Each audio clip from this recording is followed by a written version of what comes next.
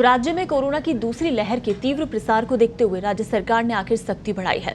गृह विभाग ने इसकी गाइडलाइन तो बीती रात जारी कर दी, लेकिन उपचुनाव में प्रचार का शोर आज शाम को थमने के बाद ये कल यानी शुक्रवार से लागू होगी। ये गाइडलाइन 30 अप्रैल तक प्रभावी रहेगी।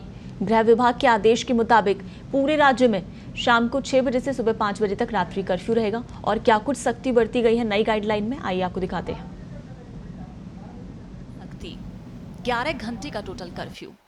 शहरी क्षेत्रों में शाम को 6 बजे से सुबह 6 बजे तक नाइट कर्फ्यू। बाजार में दुकानें शाम 5 बजे होंगी बंद।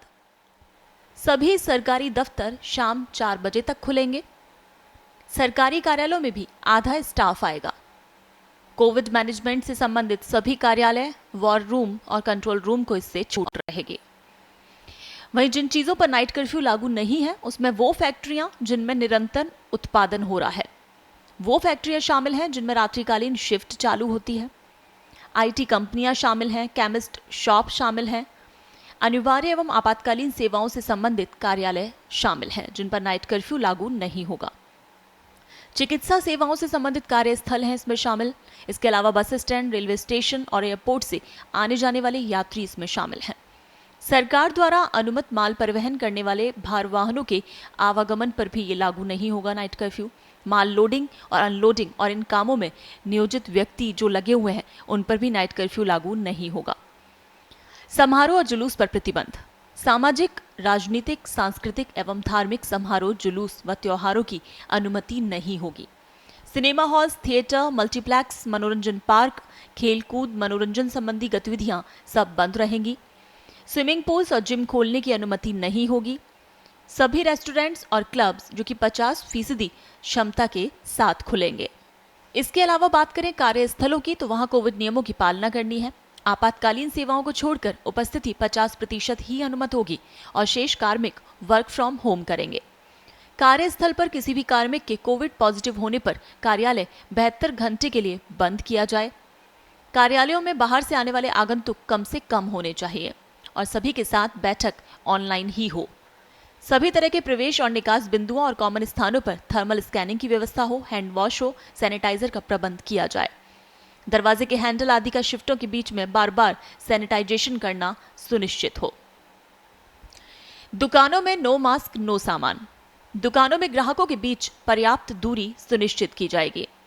नो मास्क नो सर्विस लागू की जाए। बिना मास्क वाले ग्राहक को सामान नहीं दिया जाए। वहीं नो मास्क और नो सर्विस के उल्लंघन पर दुकान को सील किया जाएगा। दुकानदार खुद भी अनिवार्य रूप से मास्क का उपयोग करेंगे। सार्वजनिक व कार्यस्थलों और परिवहन के दौरान फेस मास्क पहनना अनिवार्य होगा। नो मास्क नो एंट्री की सख्ती से पालना कराई जाएगी। प्रत्येक व्यक्ति में 2 गज की दूरी जरूरी होगी। सार्वजनिक और कार्यस्थलों पर थूकना निषिद्ध और जुर्माने से दंडनीय होगा। बाहरी राज्यों से आने वाले लोगों के लिए नेगेटिव रिपोर्ट जरूरी होगी। वाहनों में बैठक क्षमता का 50% ही अनुमत होगा। कोई भी व्यक्ति खड़े होकर यात्रा नहीं करेगा। निजी वाहन में सवारियों की संख्या भी 50% ही होगी। वस्तुओं के अंतर्राज्य एवं राज्य के अंदर आवागमन पर कोई प्रतिबंध नहीं लगेगा। कॉमर्शियल यात्री वाहन को यात्रा से पहले और बाद में सैनिटाइज जरूरी करना होगा। बस, टैक्सी, कैब संचालक, ऑटो रिक्शा, साइकिल रिक्शा आदि का संचालन भी अनुमत होगा। ट्रेन, घरेलू हवाई यात्रा आदि एसओपी द्वारा निरंतर रूप से जारी रहेगी। राज्य के बाहर से आने वाले यात्रियों के लिए 72 घंटे की RT-PCR नेगेटिव रिपोर्ट ये आवश्यक होगी। RT-PCR नेगेटिव रिपोर्ट नहीं होने पर 15 दिन के लिए व्यक्ति को क्वारंटाइन किया जाएगा। सरकारी और निजी शिक्षण संस्थाओं की बात करें तो सभी शैक्षणिक व कोचिंग संस्थाएं, लाइब्रेरी आदि बंद रहेंगी। वर्तमान में चल रही कक्षा 10वीं और 12वीं की परीक्षाओं, प्रायोगिक परीक्षाओं के लिए शैक्षणिक संस्थाएं खोलने की अनुमति होगी। मेडिकल व नर्सिंग कॉलेजों में भी अध्ययन यथावत रहेगा। ऑनलाइन और डिस्टेंस लर्निंग जारी रहेगी। विवाह समारोह की अगर बात करें तो बैंड वादकों को 50 व्यक्तियों की संख्या से अलग रखा जाएगा। विवाह के संबंध में उपखंड मजिस्ट्रेट को ईमेल द्वारा पूर्व सूचना देनी आवश्यक होगी। कार्यक्रमों के दौरान सामाजिक दूरी सुनिश्चित की जाएगी। फेस मास्क पहनना अनिवार्य होगा। नो मास्क नो एंट्री की सख्ती से पालना जरूरी होगी। स्क्रीनिंग और स्वच्छता सुनिश्चित की जाएगी। प्रवेश और निकास के बिंदुओं पर थर्मल स्कैनिंग, हैंड वॉश और सैनिटाइजर की व्यवस्था होनी जरूरी होगी। विवाह आयोजनकर्ता द्वारा समारोह की वीडियोग्राफी कराई जाएगी। वीडियोग्राफी संबंधित उपखंड अधिकारी द्वारा मांगने पर उपलब्ध कराई जाएगी।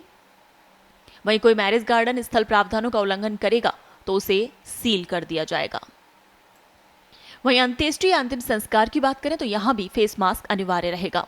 सामाजिक दूरी और थर्मल स्कैनिंग, हैंड वॉश और सैनिटाइजर की व्यवस्था होनी जरूरी होगी और अनुमत व्यक्तियों की संख्या 20 से अधिक नहीं होगी।